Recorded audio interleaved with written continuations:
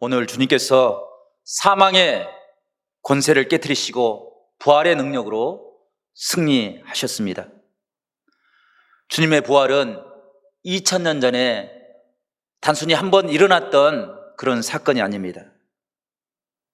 오늘도 주님께서 어둠이 가득한 무덤을 깨뜨리신 것처럼 세상을 살아가는 우리 성도들이 세상에서 힘들고 어려운 순간을 살아갈 때 우리를 찾아오셔서 우리를 다시 일으키시고 주님을 고백하게 하시고 주님을 만남으로 하나님이 인도하시는 은혜의 길을 걸어가게 하신 그 은혜, 그것이 부활의 기적입니다. 성도 여러분, 이 부활의 아침에 우리 모두가 우리를 찾아오신 부활의 주님을 만나고 고백하는 귀한 신앙의 삶이 우리 가운데 이루어질 수 있기를 간절히 축원합니다. 그 모습을 오늘 성경은 부활의 첫 열매가 되신 예수 그리스도다라고 표현하고 있습니다. 주님께서는 아담으로부터 시작된 죄악의 사슬에서, 사망의 사슬에서 우리를 끊으시고 이제 모든 성도들이 주의 성전에서 참된 자유함을 얻는 부활의 자리, 믿음의 자리를 우리에게 허락해 주셨습니다. 우리는 날마다 하나님이 허락하신 그 부활에 참여하는 은혜의 삶을 살아가야 합니다. 부활에 참여한다는 것은 단순히 주님께서 오실 재림의 순간을, 그 순간을 바라보며 사는 그 삶만을 의미하는 것은 아닙니다. 우리 부활의 주님은 우리가 막연히 주님을 기다리는 그런 신앙의 삶을 원치 않으십니다. 이 순간에도 주님께서 부활하신 그 은혜에 참여하고 그 감격으로 우리의 삶을 변화시키는 은혜의 삶을 살아갈 것을 말씀하고 계시는 것입니다. 성도 여러분, 우리가 어떻게 해야 부활에 참여할 수 있습니까? 주의 부활에 참여한다는 것은 주님께서 이 땅에서 행하셨던 그 일에 우리가 참여하고 함께 행하는 것입니다. 주님의 정신을 다시 한번 세워나가는 것, 신앙의 은혜를 다시 한번 회복해 나가는 것, 그것이 부활에 참여하는 것입니다. 주님께서 베푸신 용서를 내 이웃들에게, 나에게 잘못을 범하는 모든 사람들에게 베풀어 주실 때 부활의 은혜가, 부활의 능력이 우리에게 임하는 것입니다. 주님께서 베푸셨던 그 사랑을 나도 함께 베풀고 그 풍성한 은혜를 나누게 될 때 우리가 우리의 삶 속에서 하나님의 부활에 참여할 수가 있는 것입니다. 굶주리고 헐벗은 나사로를 돌보아주는 것, 그것이 주님의 부활에 참여하는 것입니다. 갇힌 자, 병든 자, 방황하며 절망하는 그 사람들을 바라보고 지나치는 것이 아니라 그들의 아픔을 살펴보는 것, 그것이 부활의 주님이 우리에게 원하시는 믿음의 모습이기 때문입니다. 만약 우리가 그냥 지나쳐 버린다고 한다면 우리는 부활의 첫 열매가 되신 주님의 은혜에 참여하는 자라 이야기할 수 없을 것입니다. 수재라고 이름하는 유치원을 다니는 한 여자아이가 있었습니다. 하루는 엄마가 식당에서 뭔가 열심히 음식을 맛있게 만드는 것을 보고 엄마를 향해서 물었습니다. 엄마, 지금 무엇을 만들고 계세요? 그때 엄마가 옆집 아주머니에게 가져다 줄 볶음밥을 만들고 있는 중이라고 수지에게 대답해 주었습니다. 그 대답이 썩 마음에 들지 않았던 것 같습니다. 그래서 수지가 다시 물었습니다. 왜 옆집 아줌마에게 볶음밥을 갖다 주어야 하냐고 물었습니다. 그때 엄마가 수지에게 이렇게 설명해 주었습니다. 옆집 아주머니가 사랑하는 딸을 잃었단다. 그래서 그 마음에 큰 상처가, 큰 아픔이 있어서 우리가 그 아픔을 살펴주고 도와주어야 한단다. 사람들은 너무 큰 아픔을 당하게 되면 평소에 쉽게 하던 일도 하기가 어려워지고 음식을 만드는 것도 힘들어지고 빨래하고 청소하는 일도 쉽지 않게 된단다. 우리가 옆집에 살고 이웃이 되었으니까 서로 도와주는 것이 이웃의 도리 단다라고 설명해 주었습니다. 그리고 엄마가 옆에 있는 수지에게 한 가지 숙제를 내주었습니다. 수지도 옆집 아줌마를 도울 수 있는 일이 무엇일까 한번 생각해 보아라. 수지가 방에 들어가서 엄마가 내준 숙제를 곰곰이 생각해 보았습니다. 그리고 잠시 후에 수지가 집을 나섰습니다. 그리고 옆집 앞에 서서 초인종을 눌렀습니다. 한참 뒤에서야 아줌마가 나왔습니다. 얼굴을 보니까 눈이 퉁퉁 부어 있었습니다. 문을 열자 문 앞에 수지가 서 있는 것입니다. 깜짝 놀라서 아주머니가 수지에게 물었습니다. 웬일이니?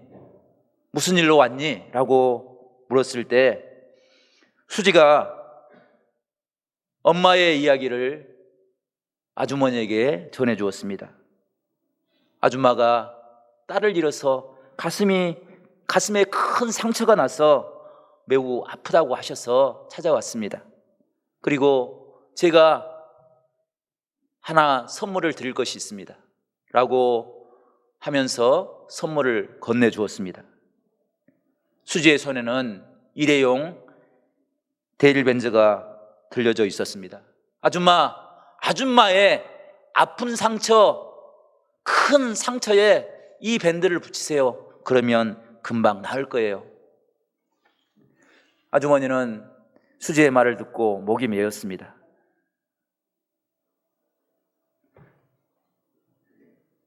흐르는 눈물을 억지로 참고 수지를 꼭 안아주었습니다. 수지야, 너무 고맙구나. 내가 가져다 준 이 밴드를 붙이면 틀림없이 아줌마의 가슴에 난 상처가 금방 나을 수 있을 것 같다. 수지가 돌아간 후에 아주머니는 근처 가게로 갔습니다. 거기에서 열쇠 고리를 하나 장만했습니다. 열쇠 고리 끝에는 작은 유리 구슬이 달려 있는데 그 구슬 안에 사진을 넣을 수 있는 작은 공간이 있었습니다. 아주머니는 그 유리 구슬에 수지가 건네준 밴드를 그곳에 넣었습니다. 그리고 홀로 있을 때, 눈물 날 때, 딸이 그리워서 견딜 수 없는 아픔으로 일상생활을 하지 못하는 그 순간에 유리구슬 속에 있는 밴드를 들여다보았습니다. 그것으로 위로를 얻고 힘을 얻었습니다. 그 밴드는 단순한 일회용 밴드가 아니라 아주머니를 걱정하는 작은 아이의 따뜻한 마음이 그곳에 담겨져 있기 때문입니다. 성도 여러분, 여러분은 마음의 상처가 쓰라릴 때 그 상처가 견딜 수 없는 아픔이 되어서 덧나고 상처질 때 여러분은 무엇을 보고 계십니까? 아무것도 볼 것이 없어서 그 상처를 끌어안고 그 상처를 위로받을 길이 없어서 그 상처를 남에게 투여해서 남의 탓으로 돌리거나 그것으로 뭔가 남에게 복수를 하려는 그런 생각을 하고 계시지는 않습니까? 주님께서는 우리의 연약하고 상처진 마음을 아시고 인간의 몸을 입으시고 이 땅에 오셨습니다. 그리고 십자가에서 그 아픔의 상처를 견딜 수 없는 그 고통의 상처를 끌어안기 위해서 찔리시고 상하시고 고통을 당하셨습니다.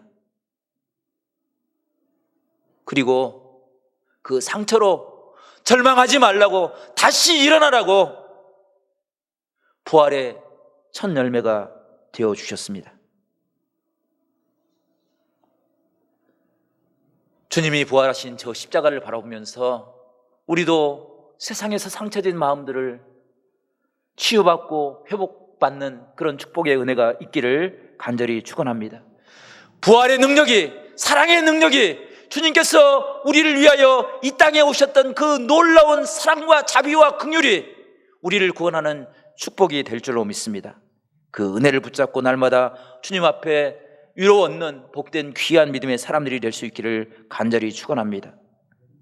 그렇다면 우리는 어떤 열매를, 부활의 첫 열매가 되어서 어떤 삶을 맺어야 부활에 참여하는 자가 되는 것입니까? 첫 번째는 우리는 부활의 은혜를 깨달았기에 생명의 열매를 맺어야 합니다. 왜냐하면 주님께서는 우리에게 생명을 주시기 위해서 십자가를 지셨습니다. 그 십자가의 은혜로 우리는 영원한 삶을 꿈꿀 수 있고 영원한 생명을 가질 수 있게 되었습니다. 우리는 지난 주간 일주일 동안 고난주간을 지내며 하나님 앞에 기도하였습니다. 주님께서 골고다를 오르실 때 침묵하심으로 묵묵히 한 걸음 한 걸음 걸어가실 때마다 상하시고 찢기셨던 그 아픔들을 우리가 묵상해 보았습니다. 채찍과 모욕과 찔리심, 주님께서 그 고통을 당하신 이유가 우리에게 생명을 허락하시기 위하심을 우리가 묵상해 보았습니다. 성도 여러분, 이 은혜를 우리가 잊어버린다고 한다면 우리는 하나님 앞에 믿음의 사람이라 이야기할 수 없을 것입니다. 미국에 가면 세인트 헬렌스라는 산이 있습니다. 이 산은 세계에서 가장 위험한 살아있는 활화산 산의 그 중에 하나인 산이 바로 세인트 헬렌스 산입니다. 이 산이 화산으로 인해서, 살아있는 화산으로 인해서 폭발을 했습니다. 그래서 뜨거운 열기가 토양을 녹아내리게 하고 모든 생물을 죽음으로 몰아넣었습니다. 화산재가 덮어서 생물이 살아날 수 없는 그런 상황에 직면했습니다. 그곳에는 오직 바위와 돌들밖에 남아있지 않았습니다. 그것을 관리하는 산림청 직원들은 그곳에 다시는 생명이 살아날 수 없을 것이라고 그런 생각을 갖게 되었습니다. 그런데 시간이 지나고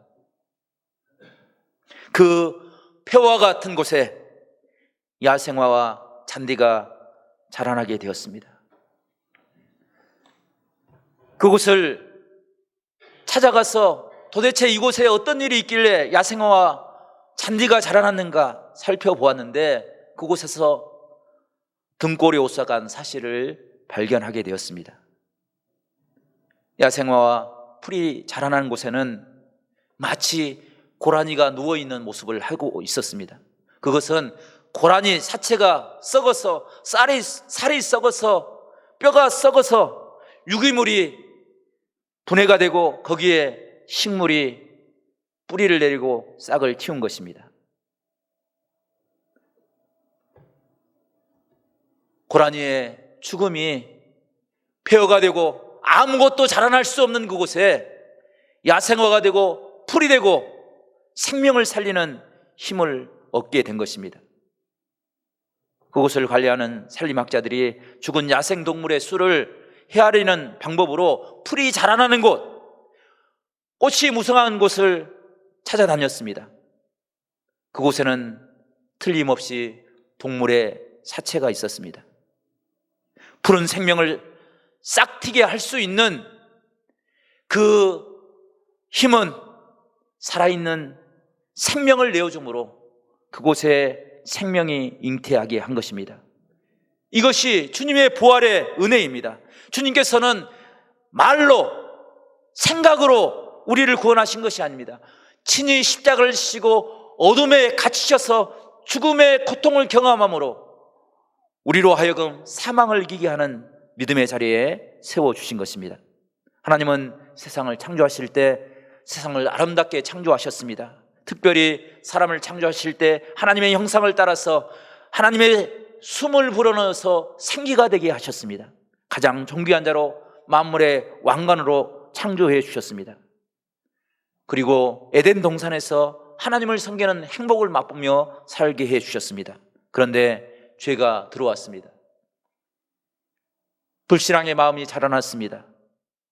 그 결과 죄악이 사람들에게 육적인 죽음과 영적인 죽음을 가져다 주었습니다.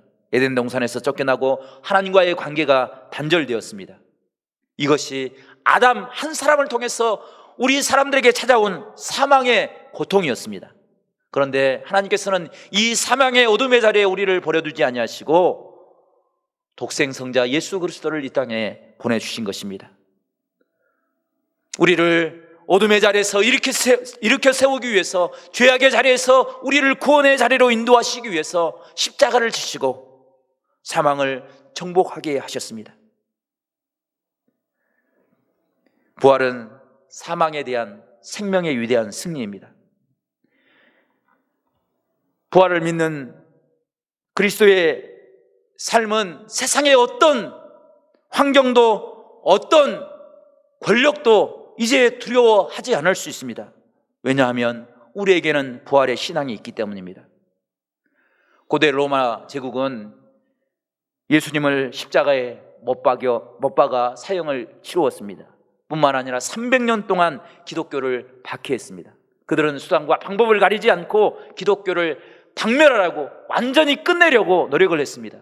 그래서 문둥병이 만연한 골짜기에 성도들을 몰아넣고 문둥병 환자가 되기를 원하였습니다. 사자굴에 던져서 사자가 그 살을 찢고 뼈를 부러뜨리는 그런 고통을, 생명을 빼앗는 그런 일들을 행하였습니다. 불 속에 던져 넣어서 그 고통을 맛보게 했습니다. 칼로 쳐서 땅의 생매장에서 성도들의 신앙을 꺾으려고 노력을 했습니다. 하지만 성도들은 그 핍박 속에서도 굴복하지 않았습니다. 성도들이 그 박해를 이겨낼 수 있었던 유일한 힘은 예수 그리스도께서 우리에게 허락하신 부활의 은혜였습니다. 어둠의 모든 권세를 이기시고 다시 살아나셔서 너희에게 하나님의 자녀, 하나님의 생명, 하나님의 은혜가 있음을 깨닫게 하는 하나님의 놀라운 신앙의 은혜를 우리에게 허락하여 주셨기에 우리는 그 모든 것들을 이겨낼 수 있었습니다. 이것이 기독교의 역사입니다. 부활의 은혜가 우리에게 허락하신, 하나님께서 허락하신 승리의 능력인 것입니다. 부활의 생명이 우리로 하여금 하나님 앞에 설 수 있도록 하나님께서 은혜를 베풀어 주신 것입니다. 성도 여러분, 이 세상을 살아갈 때 어떤 환난이 닥쳐온다 할지라도 부활의 신앙을 잊지 말고 부활에 참여함으로 하나님의 온전하신 은혜를 이 땅에 드러내며 살아가는 우리 모두가 될 수 있기를 간절히 축원합니다.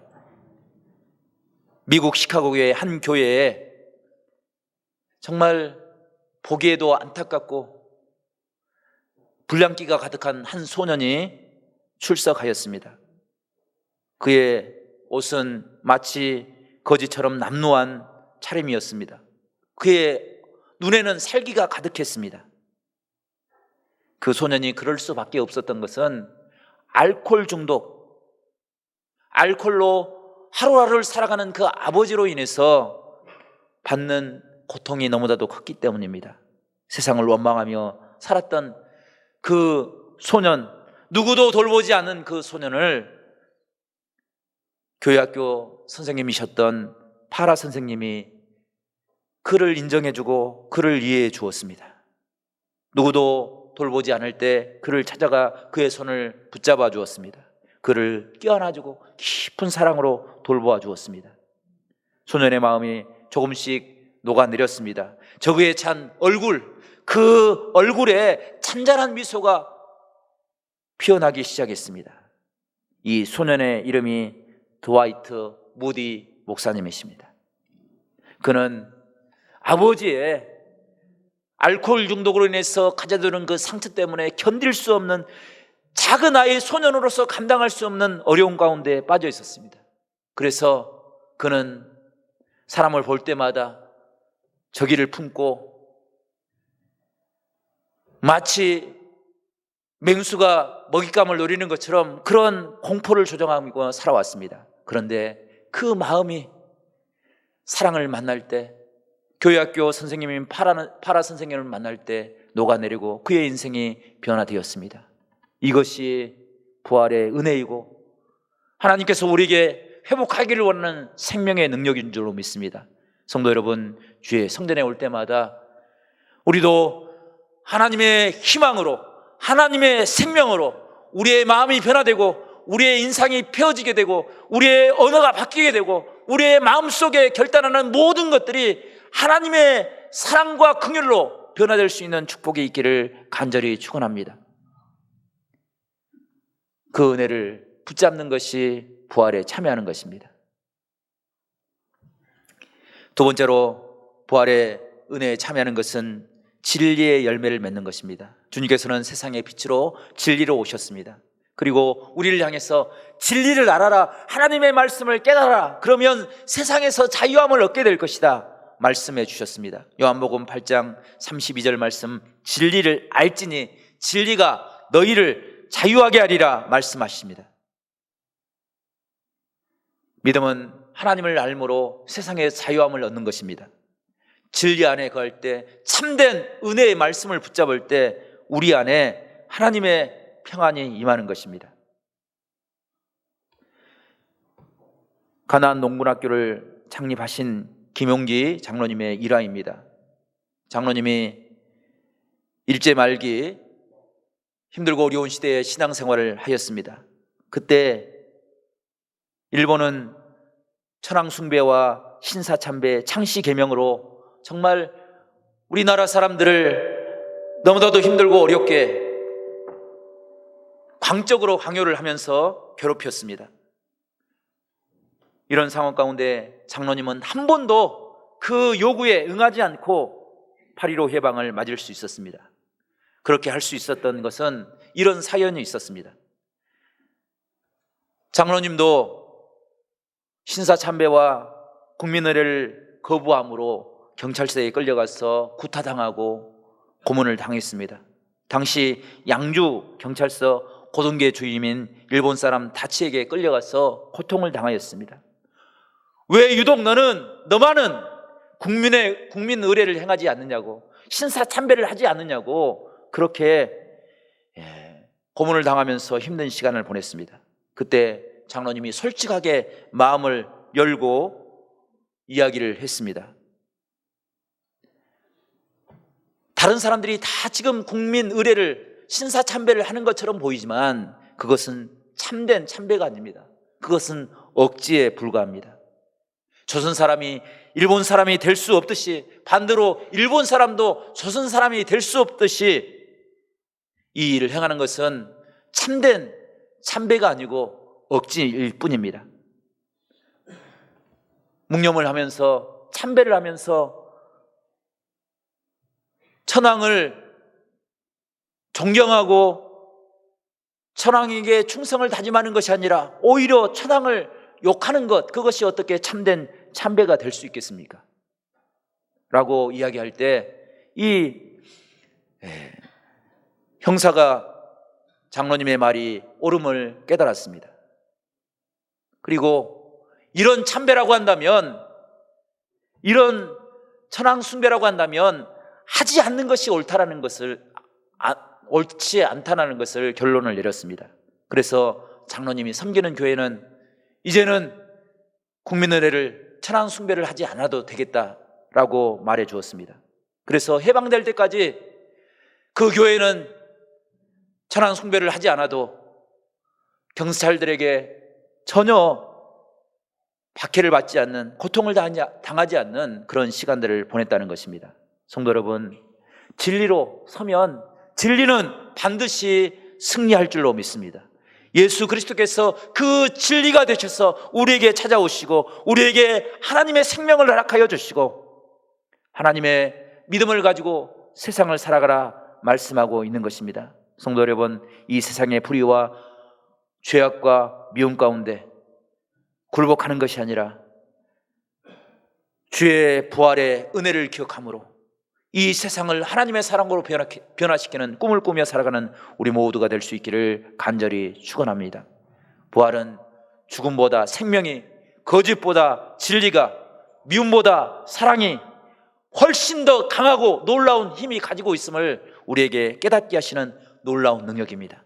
그것은 예수 그리스도의 빈 무덤을 통해서 우리는 발견할 수 있습니다. 성도 여러분, 주의 부활에 참여함으로 생명의 열매, 진리의 열매, 사랑의 열매를 맺음으로 우리의 삶 가운데 하나님의 아름다운 천국을 경험하고 하나님과 동행하는 복된 삶을 살아가는 우리 모든 성도들이 될 수 있기를 간절히 축원합니다. 기도하겠습니다. 하나님 아버지, 주님을 사랑합니다. 우리를 위해서 고난당하시고 부활의 은혜를 깨닫게 하여 주심으로 사망과 두려움과 염려와 근심 가운데 참된 자유함을 허락하여 주신 주님의 은혜에 감사를 드립니다. 하나님, 우리도 바울처럼 믿음의 삶을 살아갈 수 있도록 도와주시옵소서. 베드로와 같은 하나님 앞에 충성된 종들로 살아갈 수 있도록 성령께서 함께하여 주시옵소서. 부활에 참여함으로 하나님의 생명과 진리를 이 땅에 드러내는 복된 귀한 믿음의 사람들이 될 수 있도록 성령께서 함께하여 주시옵소서. 주님께 모든 것 감사와 영광 올려드리고 예수 그리스도의 이름으로 간절히 기도드리옵나이다. 아멘.